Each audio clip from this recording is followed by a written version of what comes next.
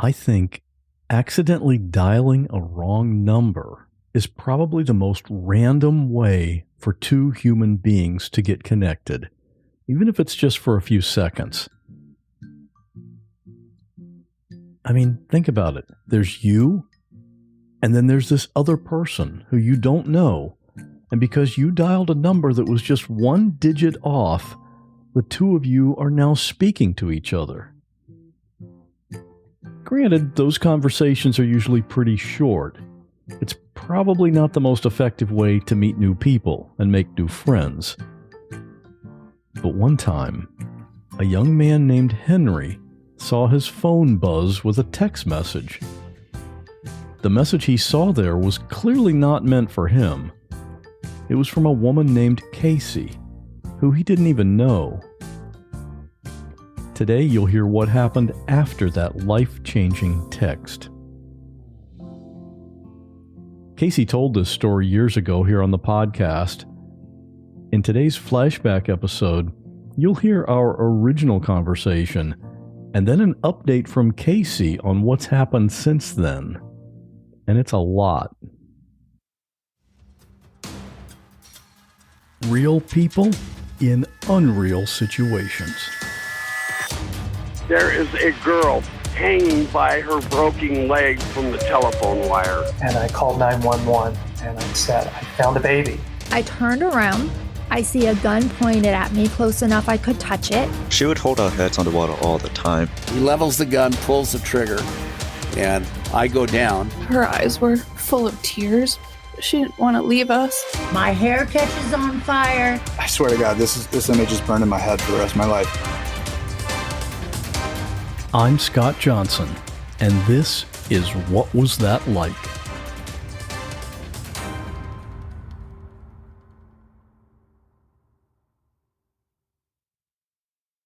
Do you find yourself being more careful about entering phone numbers now? Yes. And Matt, as it happens, I just saw on Instagram that a friend of mine was moving back from New York to St. Louis. And I went in my phone to send her a text thinking that, and then I thought, I wonder if this is really her phone number still. So I said, hey, it's Kasey. And I reached out to her because you never know if that number's changed or if you're going to get the wrong number. That's right. Yeah. So many times now you look at your phone, you don't see the number, you see the person or their name. And, it could change.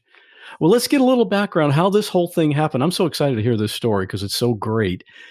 Tell us how this started. You were in Denver looking on a work trip or something, right? Right. So I live in St. Louis and I was working for Purina, and I was in Denver for a big picnic thing that we were going to be doing in Denver City Park.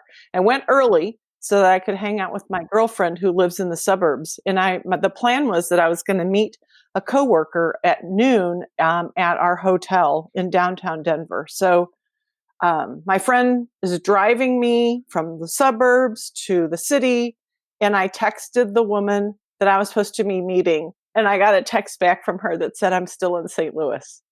And I was like, what? Like, I would have stayed with my friend and we could have hung out more, but now we're almost downtown. So Sonia went ahead and dropped me off.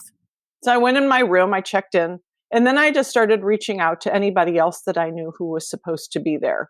And another woman was like, I'm still stuck in St. Louis now. I'm not even coming. Somebody else has said, well, I'm in Boulder. I'll just see you tomorrow.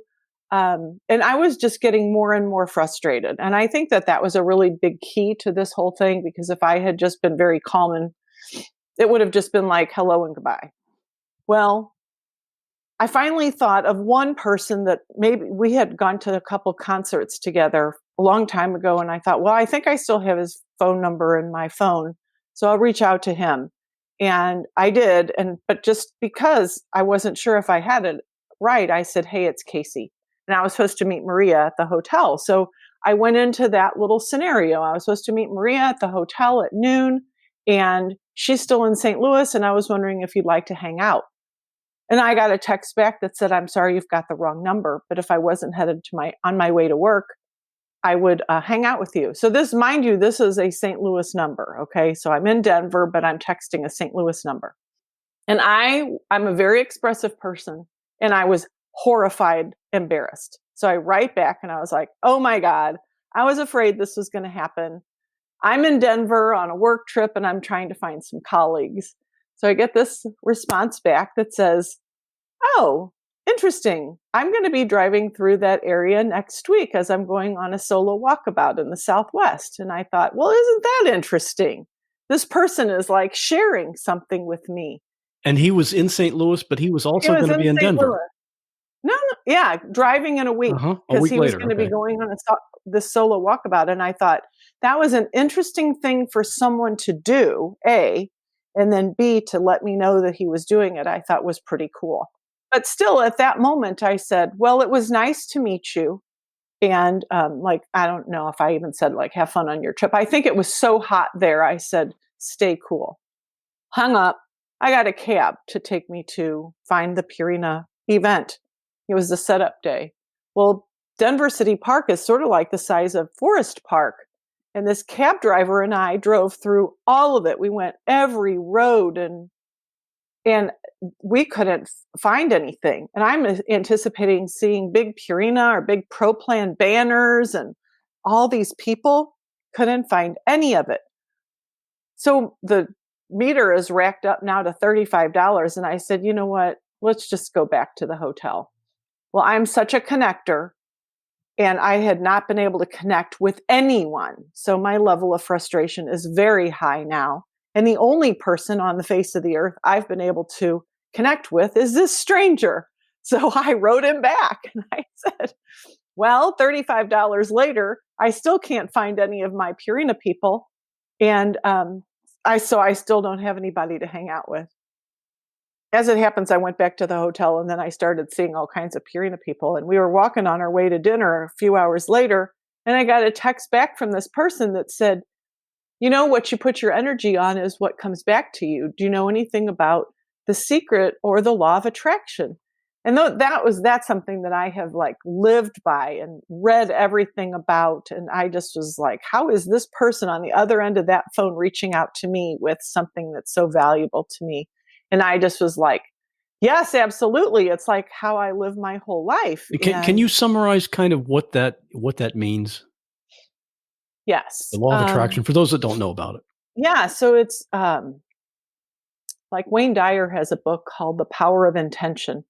So it's like when you put focus on like something that you're interested in, that you want to start hanging out with people who are like-minded, and you can like write it down as a affirmation or just kind of put it out to the universe, and it'll respond to you with you'll start to meet people who like those same things. Or in The Secret, they sort of like have you, if you're interested in getting a red BMW, they say you can manifest it with, you know, the power of intention. I don't like the commercial version of that. I just kind of like when you're interested in, well, especially like Henry put it, in energy, you know, I was kind of going, oh, this is so terrible. Then it can keep being even worse and more terrible. However, if you focus on, oh, isn't this an exciting adventure? Then you get that as the energy that comes back to you. So that's the law of attraction, or the power of intention. Yeah. And he has kind of the same philosophy then, obviously. Yes. Okay. And so he's like sending that to me on my text, and still we had no idea who we were at all. But did you even know he was a male or female? I didn't know. I knew nothing. At that point, though, I mean, I'm at dinner, and then he wrote back, I think, after a while, and he said, you know, can we share emails? Because there's like so much to talk about here. And so then we started emailing that night until I had to go to bed. And it was like, have you seen this movie? You know, did you see What the Bleep Do We Know? Have you ever read this book? And he was asking me the same things. So then the next morning, I think, and I have all these texts that I did screenshots of, but I think one of the first questions he asked me the next morning was, what was my Myers-Briggs personality type? That's another thing that's really important to me. And I'm like, who is this person on the other end of these texts that's like knows my soul? So as it happens, for people who don't know about that, it's like introvert, extrovert, if you're a thinker or a feeler. So I'm an extroverted ENFP, intuitive, I don't remember now, and he's an INTJ. So that would be like the total opposites. But he looked it up and said, you know, that it says that we're a perfect match. So we had just kept texting, and during that early morning, it was like, I'm trying to figure out now if he's a man or a woman or how old he is or anything. And I asked him what kind of music he liked, thinking that might give me kind of a little insight. And he did say electronic. And so I was like, because I'm like thinking, okay, he's going to work at 2:00 and he likes all these things. He might be a janitor or somebody, you know, he's like old. He's old and is like spending his later years interested in all these kinds of topics. So then he asked me how old I was, and I'm like, had kind of figured out he was younger at that point. And I told him that I was 25 in my heart. And he told me afterwards that as soon as I said that, he knew I was old. The answer to avoid the answer, right? Yeah. Mm-hmm. And I said, you know what, I'm 53. And he said he was 23. Now there might have been a little tiny bit of flirting, but it was more like just like having found somebody who likes the same things that you like. And we were just really excited about sharing all these things. And then we got further into music. We did finally like say, okay, I'm 53. He said he was 23. Then he told me at some point during that week that he didn't know what he wanted to do. You know, he was kind of in a stasis in his life, or he knew he wanted to get moving, but he wasn't sure what it was. At the moment, he was selling paint at Lowe's. And so I love to inspire young people. And I said, hey, why don't we have coffee? Or maybe he even said, let's have coffee. Because I just thought, I've had the craziest life. And if I could inspire him, I've been kind of a meandering person, but once again, those power of intention things just happened to me all throughout my 20s, 30s, 40s. All these wonderful connections and jobs and things came together. And I thought I would share that with him. So we arranged not to speak, not to share a phone call or anything until we met on Friday. And this is in St. Louis again? Back in St. Louis. I came back to St. Louis and we arranged to meet. Now I worked at Purina at the time, and we did a lot of things with different fairs and events going on around the city. And it was the 4th of July fair, Friday, Saturday, Sunday. Friday night was a concert with Third Eye Blind. And I asked him if he wanted a couple of tickets for that show. They were VIP passes. I was going with a friend. He could go with his friend. We'd have coffee and then we'd go our own ways. While we were at coffee, his friend canceled and so did mine. So I just was like, do you want to just go together? I said, do you trust me? I even took him back to my apartment so I could get changed. And then we just went to the riverfront and went to the fair. And before you get into that, let me ask you this. We need to go back. When you first met him, what was your impression when you first saw each other? Okay, so yeah. I kind of tend to skim over some of the details. I'm sorry. So I walked into the coffee shop and he just had a bright, kind of a happy face, like good teeth. And then he stood up and that's one of the questions I asked him along the way was like, how tall are you? Because I'm almost 5'10". And he told me he was 6'2". So it was really nice to like stand next to somebody who was taller than me. And he has a tattoo on his forearm that's a molecular chain, and it's like one of the happy chemicals in your brain. So he's really into like dopamine or something like that. Yeah, something like that. So I noticed the tattoo and I was like, oh, that's so cool. So we just really like felt a good vibe as soon as we each saw each other. You must have been a little bit nervous though, right? Oh yeah. Oh, I was excited and nervous. The whole part of me that loves to inspire people was definitely excited. And I wanted to hear his story. He hadn't really shared a lot with me, in that week prior. So when you first met, were you, and going into this, were you kind of all mindset of mentoring or inspiring, or was there a tiny little bit of you that was thinking maybe this is something that could go somewhere? No, I really wasn't thinking it was. I thought that it was going to be a mentoring thing and that we would meet on occasion and that I would probably give him ideas for other books to read or things like that. I mean, like I said, there was a little bit of an underlying, maybe a little bit of an underlying flirt thing going on, but I just spend so much time with young people that age doesn't make any difference to me. And but I really didn't think of it as being a date or anything like that. Yeah.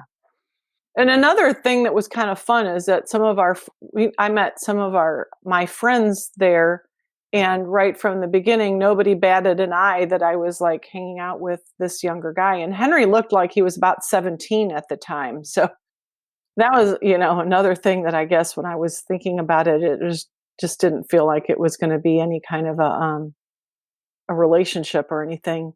So we were watching the concert right up close to the stage, and about halfway through, he put his hands on my hips.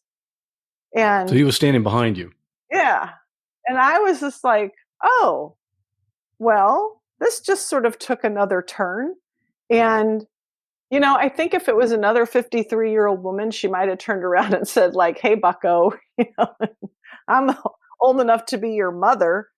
And this isn't where we're going, but it's not who I was. And I just was like, okay, well, this is interesting, and there was such good energy between us. So I think that it felt like it could be an interesting deal. So, and I'm sure the music added to that too, right? Yeah, to the whole environment. Yeah. I mean, and it was very crowded. So we were like definitely touching that were, squished, if you will. Yeah. So it was a good concert then. Yeah. And then we went from there. There's a really cool rooftop restaurant in St. Louis that overlooks the arch, and it was one of my favorite places to go. So we went and had a glass of wine. And at the time, he was actually not drinking, but we just like hung out. And I think we went back to my apartment, and like we had so many things to talk about. It was just like endless conversation, just on thoughts about life and the books and philosophies and all kinds of stuff. So we did end up kissing that night, and then he went, back home. So it didn't like explode, but it was definitely going somewhere. So when did you see each other next after that? So, okay, well, he was going on that walkabout. So Saturday he worked. And what exactly is a walkabout? Is this just a hike? I mean, Denver's at high altitude. It's an Australian term for like a solo hike, as you do a walkabout. And so I thought that was kind of cool that he knew what that term was anyway. So he was actually going out to the Great Basin in Utah or somewhere, and Denver, that area was going to be his halfway mark. So he had his car all packed, and we met at a coffee shop that I used to live over the top of previously. And this was the synchronicity that kept like coming together for us was just incredible. So in small ways and in bigger ways, but I brought my computer along because I wanted to ask him how to do something. And so I went up to order the coffee, and I said, what can I get you? And he said he wanted an iced Mayan mocha. And I had gotten there first, and I always drank Mayan mochas, and I got it iced for the first time in my life, that right before he got there. And I was like, seriously, this is what you just ordered? Because that's what I'm having too, so it sounds like the script of a bad Hallmark movie, with all the, true? It's all there. I mean, it just was all there. It was all there. And so that, then we just sat and just talked for, I think, at least 2 hours, but he needed to get on the road. So we saw each other on Friday and on Sunday, and then he was gone for like 10 days or 2 weeks. And he was really dedicated in his own self to like not having any connection with me or any of the rest of the world while he was there. But I'm trying to remember if it was that same night or the next day, I got a phone message from him that he said he loved me. So it was like he just like felt so much, and he just sent me that. I think I might have been sleeping, and so I woke up and got this voice message from him that said, I just want to tell you that I love you. And I was just like, I played it over and over and over again. And here's another thing that's kind of fun and interesting is that for 6 years I was single. I had been suddenly dumped by my husband, and I was initially devastated. And then I was just kind of like doing my thing for like 6 years. And I had no real success or any kind of happiness with dating.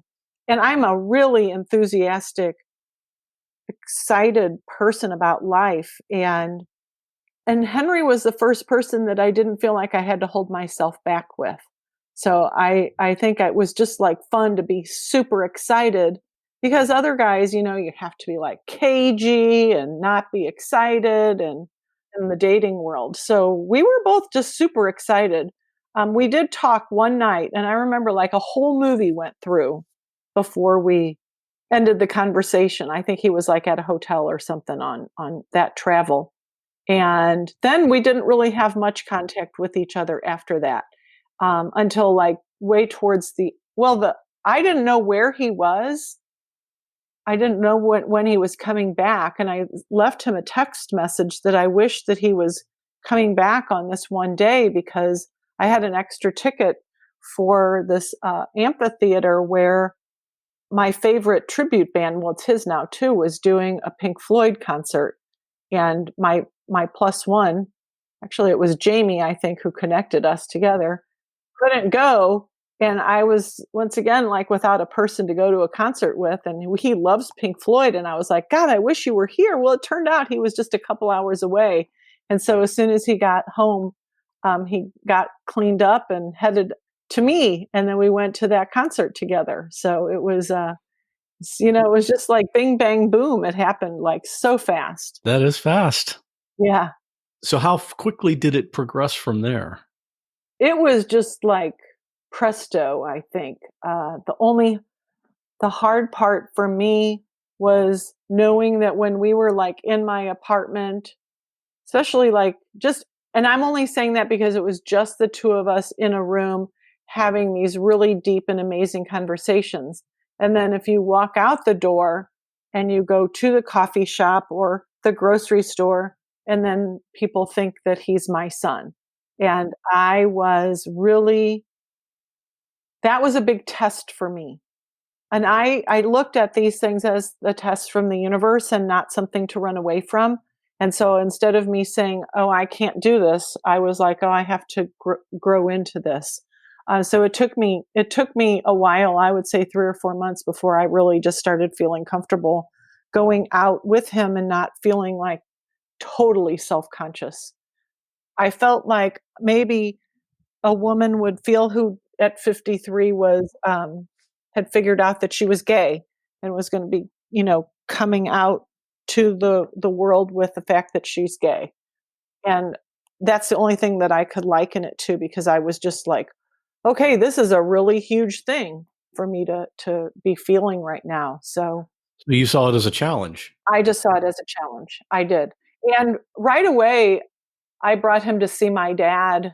My dad's like 22 years older than his wife. And they didn't blink an eye. My mom didn't. My sister didn't.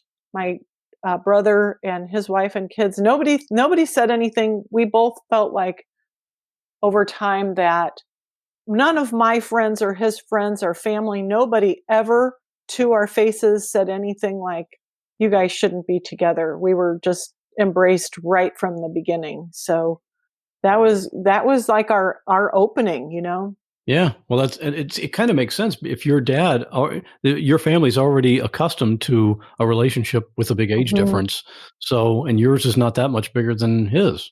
Yeah, exactly. Yeah, that kind of makes sense. It was nice. It was just nice. A funny thing is as you might imagine, I was wondering if I was going to be older than his parents.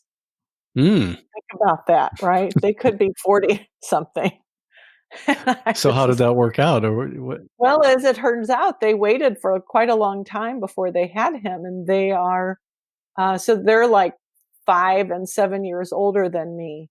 And so we didn't really talk about how old I was at the beginning, but they were I mean, I was obviously way older than him, but he had changed and grown so much and was continuing to blossom in our relationship. So they just thought I was like sliced bread. So that was also very welcoming. And he's got an older and a younger brother that just are so loving and caring with me. It's been amazing. It sounds amazing. And I love the way you kind of look at everything with looking at it from a positive standpoint.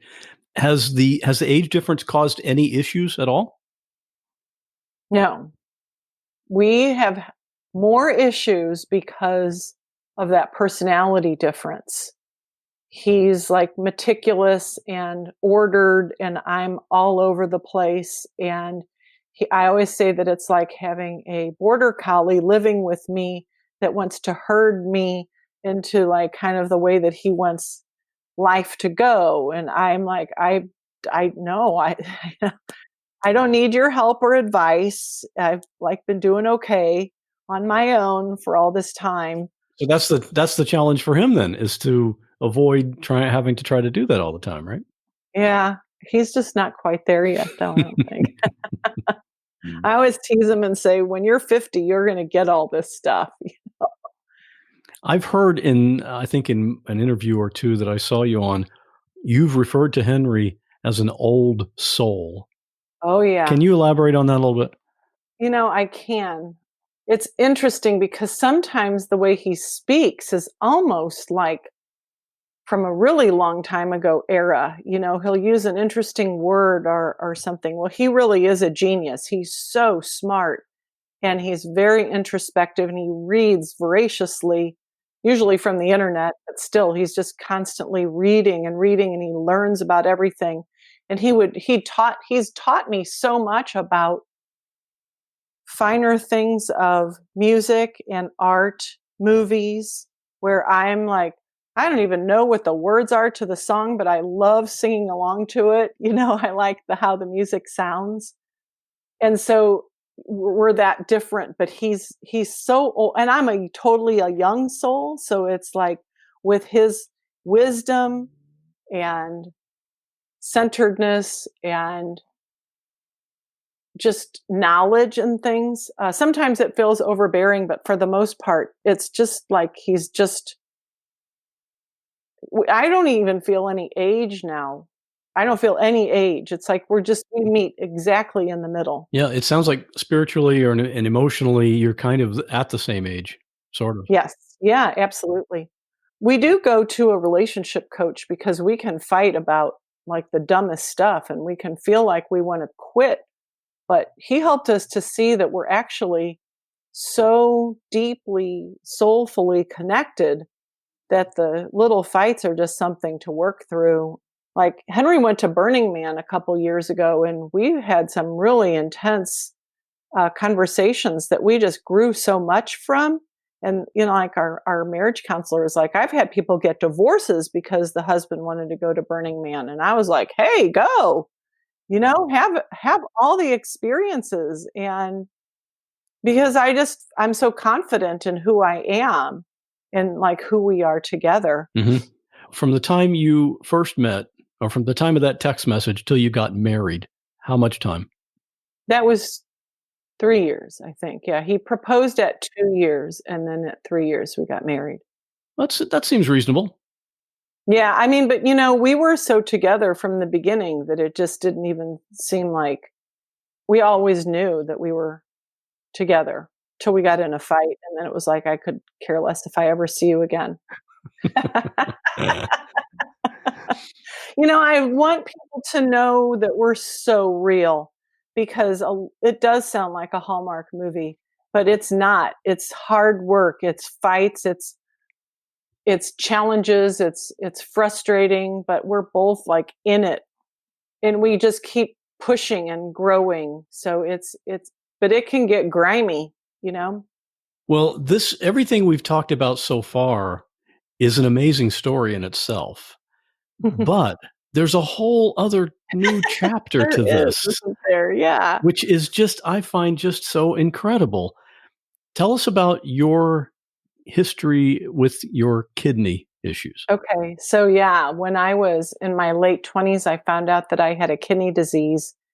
And in 1995, I found out that my kidneys had failed. So I had a kidney transplant in July of 95, and it lasted almost 22 years. So I met Henry about, it was it lasted another 4 years from when we met. But it was interesting because he knew that maybe ultimately I might need another kidney transplant. And I swear, in one of those very first days or first weeks, he said, "Well, I'm O positive blood. It's not a total universal donor, but for anybody who's a positive blood type, it's universal for A, B, and anything else that there is positive." So he had generously volunteered that. Well, so my kidneys failed. Last day of work was March 24th of 2017, and I went on dialysis on the 27th. Those dates just totally stick in my head. And I thought that I was going to have a transplant like my first one. I found out in April that my kidneys had failed, and by July I had a kidney.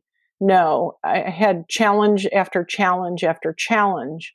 And that was another opportunity for me to put that whole positive spin on things, because it was, I'd get mad, and then I would come to terms with it, and I'd get mad and I'd come to terms with it. But it took 2 years, and we did test him, and turns out that while with kidney transplants, they like to have a tissue match, and there's actually 6 of them that can be a match. So my sister matched me all 6 of those tissues. So it was like getting a kidney from a twin. It still failed after 22 years, though. And then Henry got tested.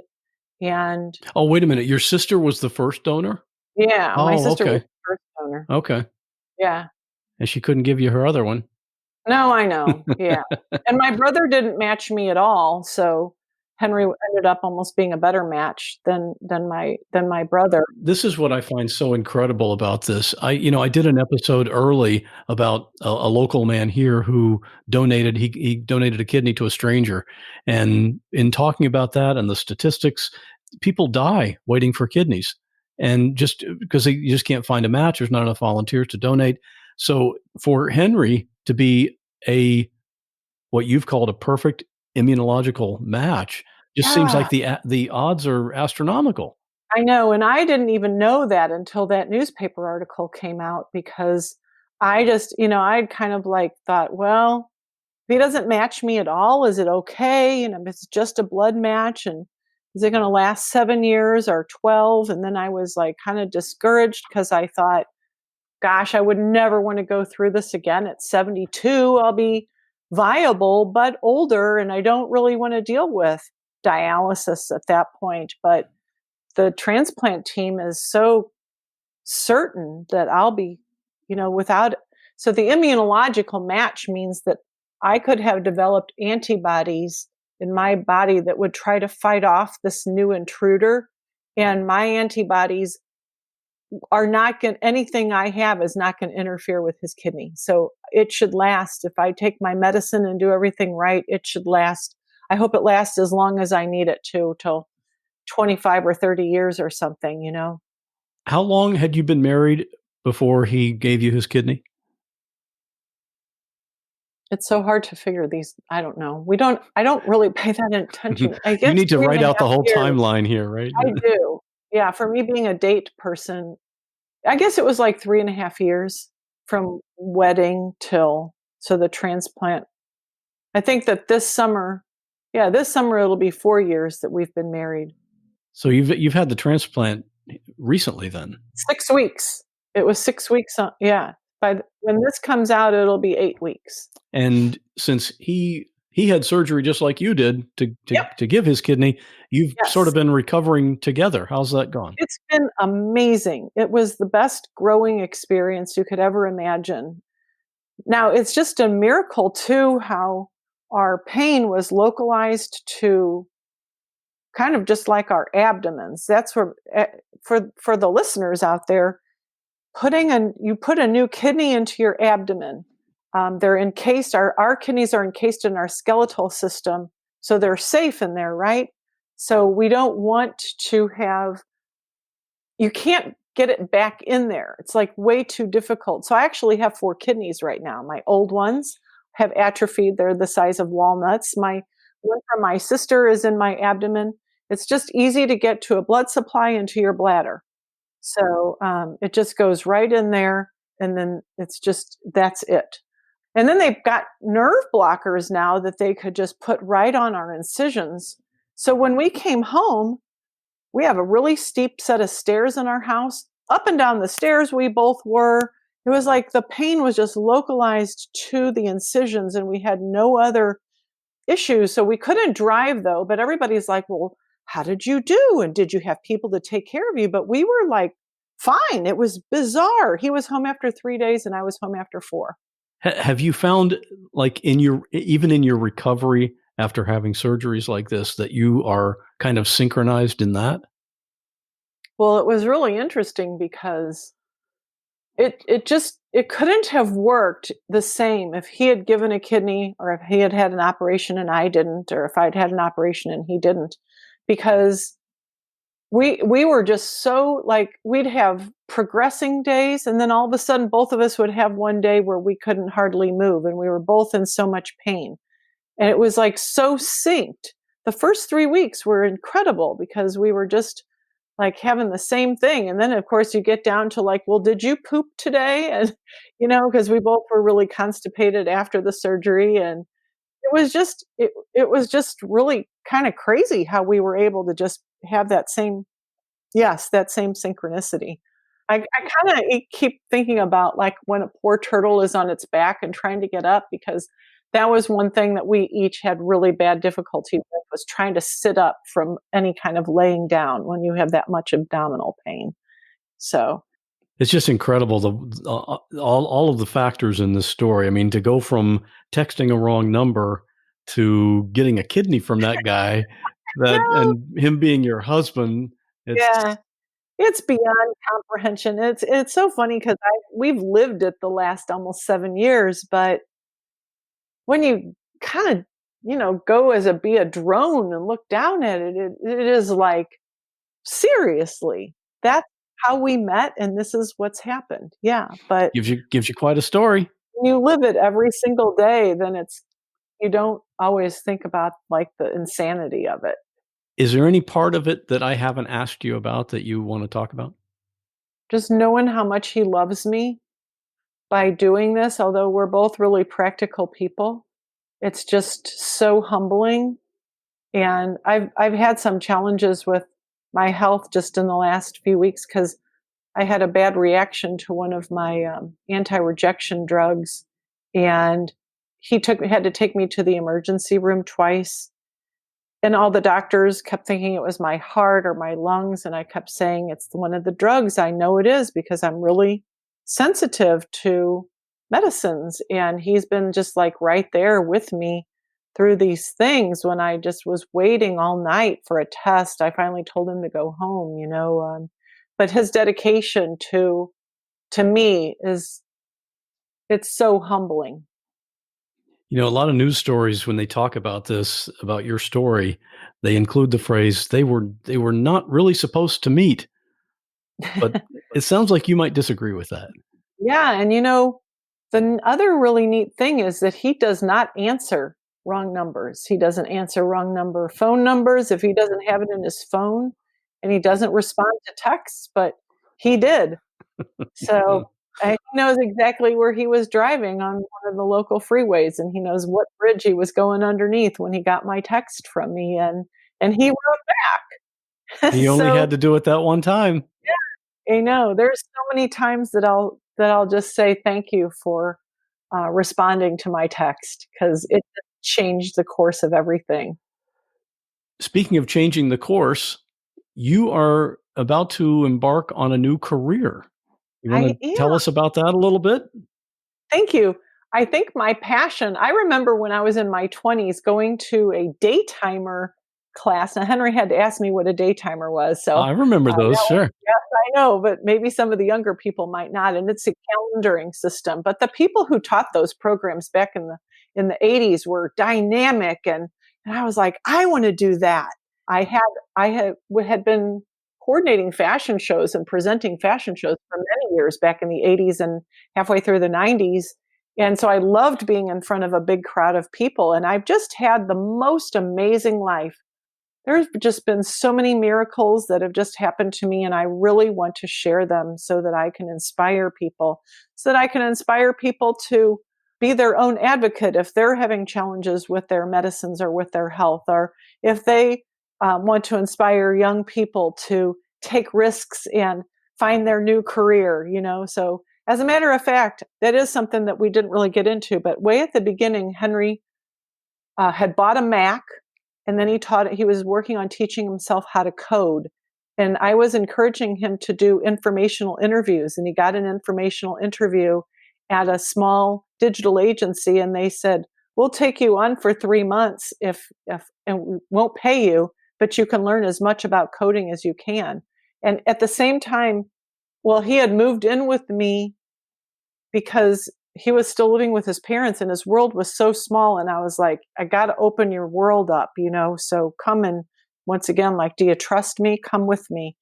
But I didn't want to fund him. And he cashed in his 401k from Lowe's, and it was exactly the amount of money that he needed to live for 3 months. So he got that free internship, and then he taught himself how to code, and he's just done that so beautifully. So, that's one of the things that I knew I was going to be able to do, was just encourage and be just the kind of person. I always say to him, out of all the 9 billion people on this planet, I'm the one that believes in him the most. And he's so smart. And so if I can encourage another young person to go after their dreams and to set up informational interviews, or, I feel the most alive when I'm in front of people and I can see their eyes and I can look right at them and speak to them and inspire them to do something greater than they ever thought that they could. So yes, I want to be a motivational speaker. Yeah. It's funny. When I hear the words motivational speaker, I always automatically think Matt Foley. Are you familiar with him? That is, no. Oh. Should I? Do a YouTube search just on the name Matt Foley. Okay. It's a Saturday Night Live sketch. Oh, okay. So yeah, you look that up. You'll get a kick out of that. All right, cool. Kasey, this is like I said at the beginning, I love this story. I'm going to have links to how to contact you if people want to. Absolutely. Yes, and you're going to have a website for your speaking business, but I'll put all that on my website. Yeah, right now I have a publicist that I'm working with, so she's kind of managing all those things. So we'll give you her information, and then people can find us on Facebook. We have a Kasey and Henry website, so they can follow us, and we post our adventures. Like last night, we were at the Who. I do motivational Monday speaking. Just posts, and there's all kinds of interesting stuff that we're putting there. So love to have followers. You know what you really need? No. You need a podcast. I know. We can talk about that. All right. A long time ago, I wanted to do a vlog, like a video. Yeah, because the very first day that I thought of that, I wrote down 100 different things that I could talk about. So yeah. All right. Here we go. I'm at the beginning of my road. There's so many different ways to connect with people because of technology today. It's just awesome. Well, this has been an absolute delight. Yeah, I loved hearing this, and I really appreciate you sharing your story. We'll look forward to seeing where this goes. Okay, thank you.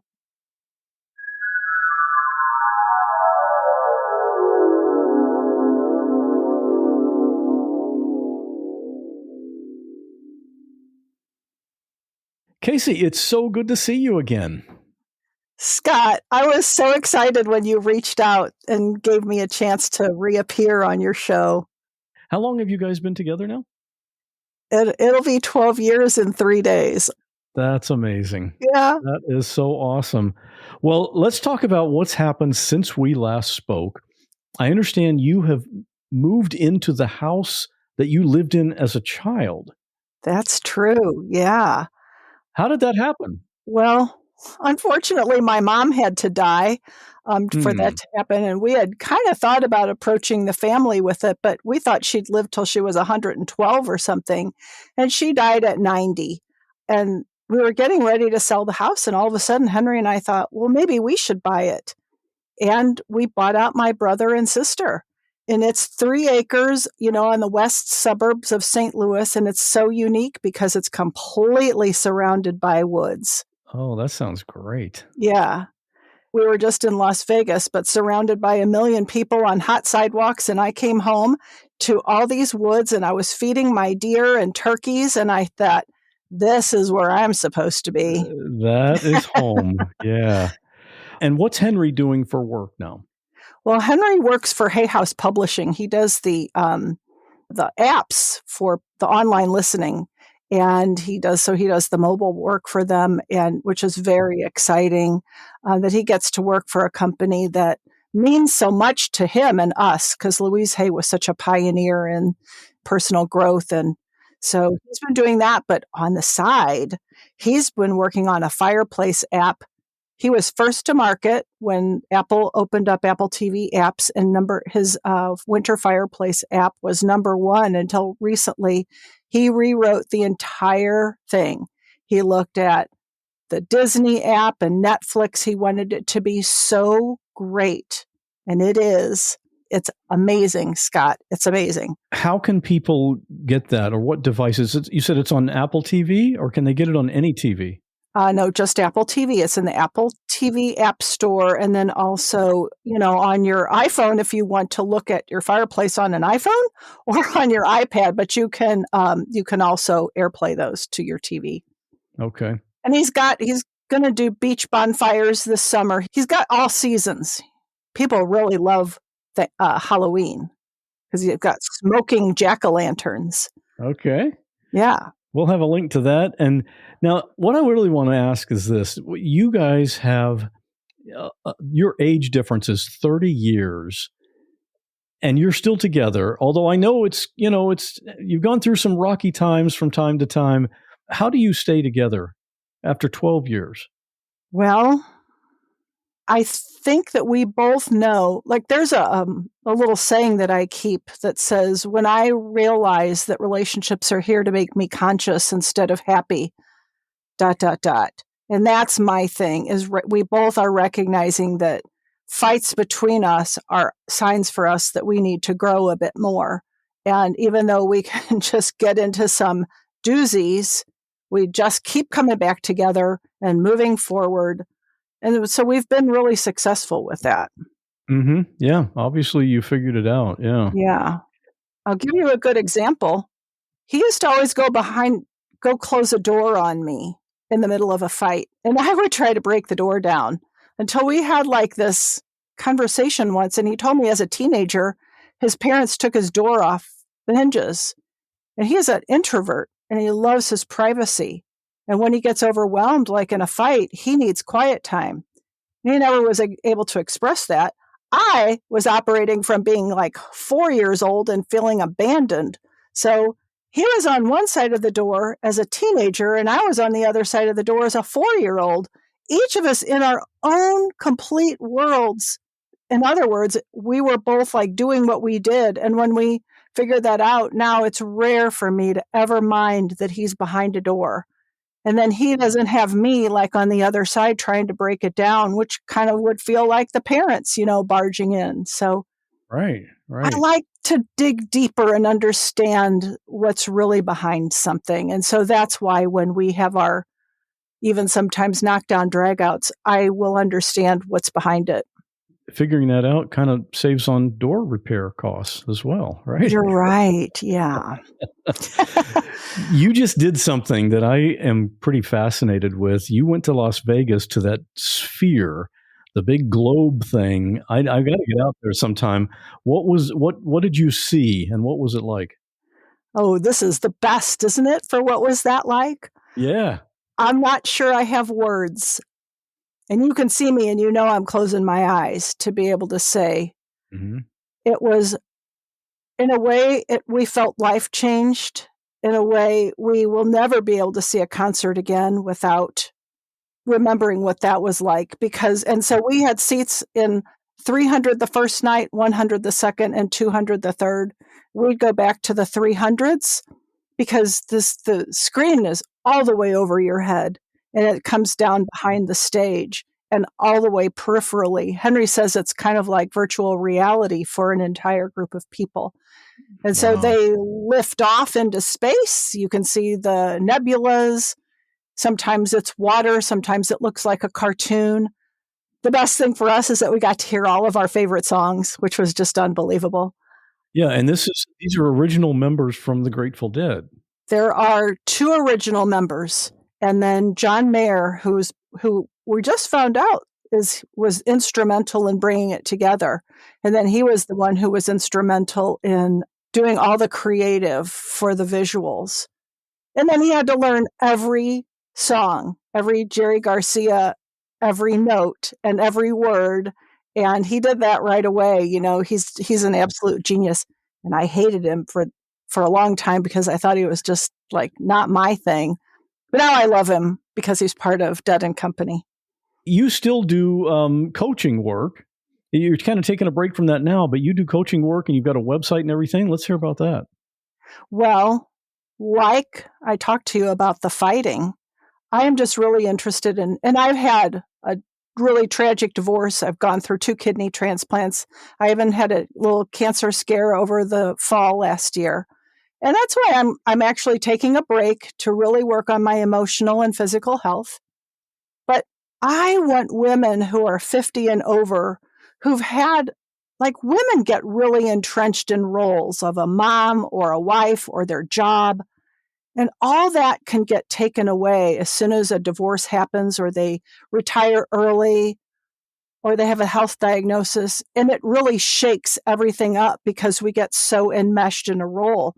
And I really like to help women see that there is light on the other side. And my brand and my logo is a lighthouse because I'm the solid rock and I guide people to where they want to see forward, because there's always another story besides what the voice in your head is telling you. That's great. Yeah, that's definitely something that people need. Yeah. All right. So your website is kaseyberg.com. And I know you're on Facebook, Instagram, all the socials. We'll have links to all of that in the episode notes. Yeah. And thank you. I want to just say one other little funny thing about who I am, because I worked in fashion for 12 years in my 20s and into my 30s up until my first kidney transplant. And I have the most beautiful closet full of all these clothes, and I don't work anymore outside the house. And so I do What Would Kasey Wear Wednesday? And so that'll be based on what's in the closet. Today, I'm going to post all the things that I wore when I was at the Dead shows. And it just is like my whimsical nature, you know, so I can be really intense and serious and have conversations with Henry. He's a genius about life in outer space, or I can post about What Would Kasey Wear Wednesday?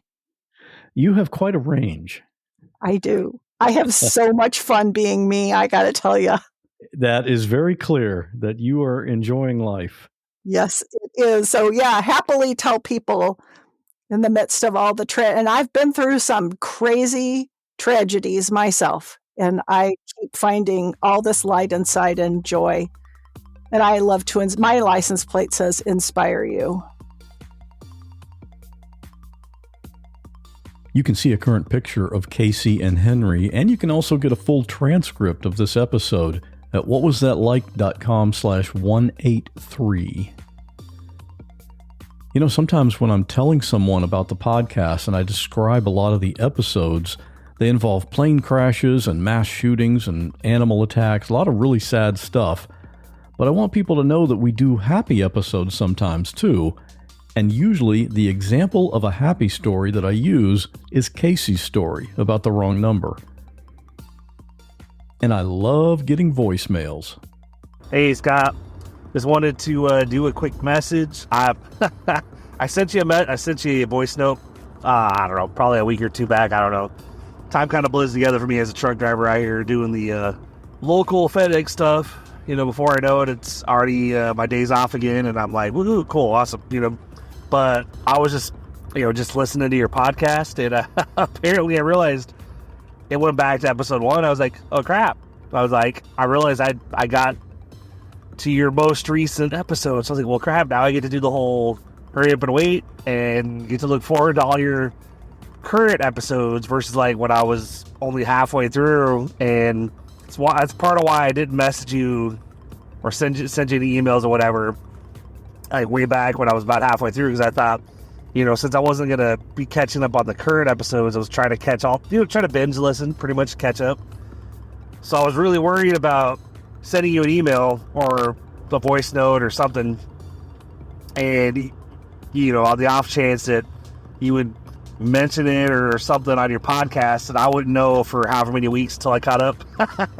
Not that I expect to be on your podcast, but I did have one of the most recent episodes, I guess, the lady that had the a 16-year-old daughter that had a heart attack. And I was like, holy crap, really? 16 had a heart attack? Holy shit.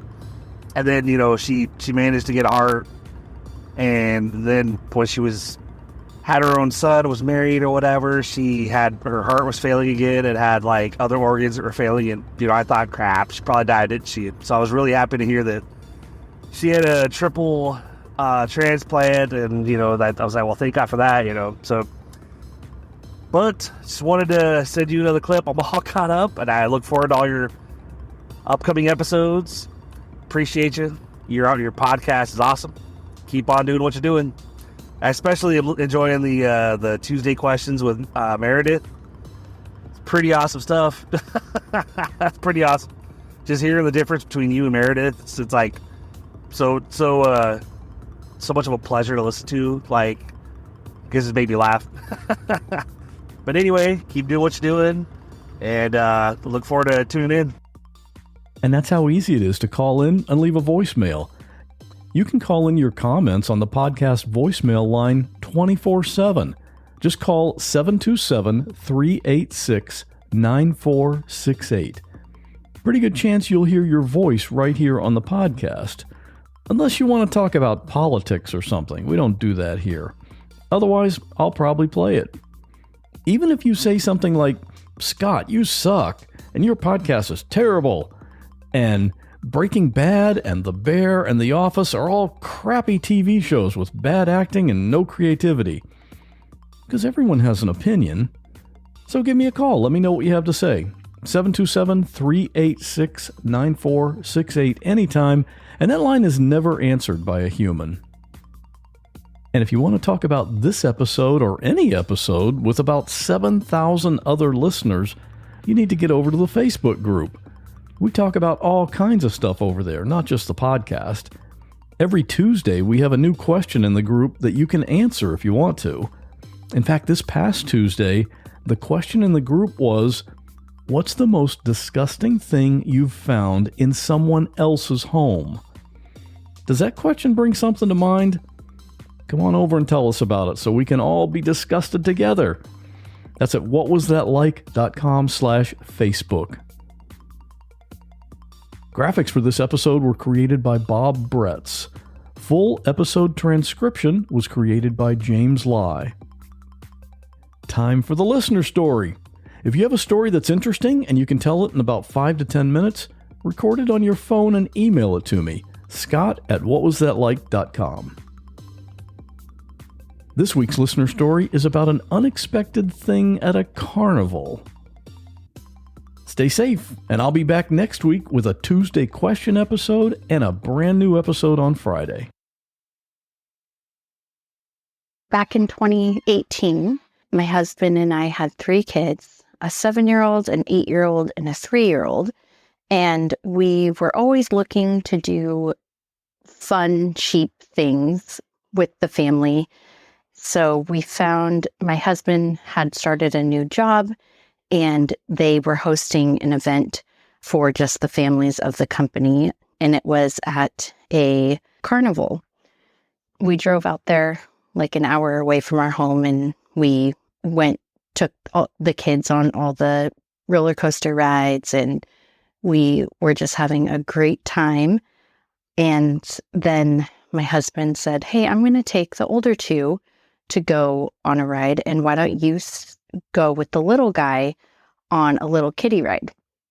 So I was like, sure, that sounds fine. So he pointed out the ride that he wanted to ride on, which was like a little dragon roller coaster. And it was very little kid roller coaster.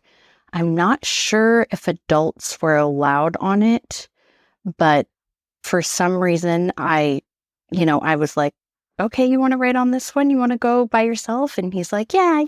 And he was so excited. It was the first time he was ever going to ride on a roller coaster alone. So I was a little nervous, but I was like, okay. And so I buckled him in. I stepped back to, watch the ride go. And as soon as it started going, it went up to the first hill of the roller coaster. And right as it was coming down, basically, it stopped and it actually went off the tracks. And my son was just at the perfect angle where he hit his face right on the little metal cart thing that he was in. So I was standing there in complete shock, like, this can't be happening.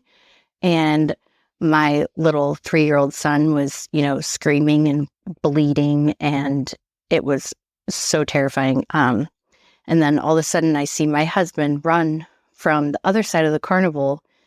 He saw what happened, and so he jumped over the fence and climbed up the roller coaster and got him out, and we were all just like, oh my God, what do we do? And so scary.